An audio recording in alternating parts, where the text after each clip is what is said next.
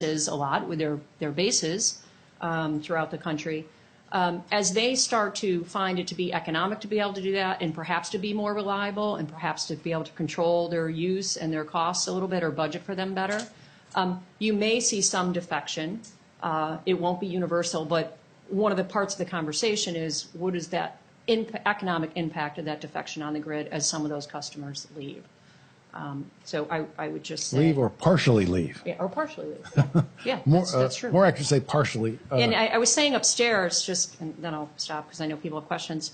I'm probably a really good example of what's going on today, well, at least for middle-class people that live in the Northeast.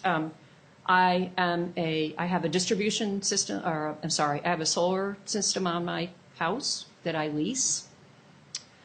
I am a distribution customer of National Grid.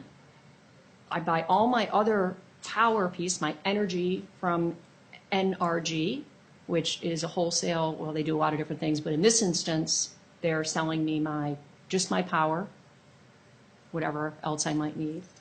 And I'm also, fourth, I'm a customer that I don't pay for of an organization, a company called O-Power, which services utilities to provide data and information to end users.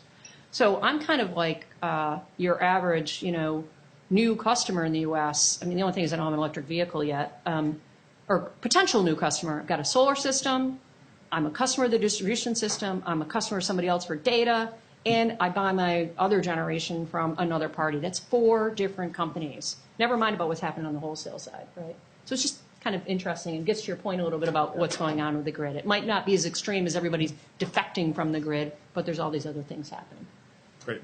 So one other question, and then want to hear if any of you have questions. And this I want to just focus specifically on solar. And I heard an interesting piece of data within the past week that got my attention, which is that in Germany, solar power costs roughly half, I was told, of what solar power costs here. And that's not with respect, that's excluding the impact of subsidies in either place, but just the pure cost of putting in a solar panel. And that the panels themselves are manufactured and shipped globally. So the panels themselves don't cost anything different in the United States and Germany.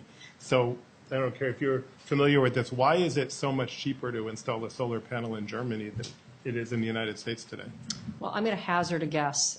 So I might be wrong, but this is my personal understanding of what may be happening. I think 2 things. One is, at one point, Germany, and you probably all know this, had significant subsidies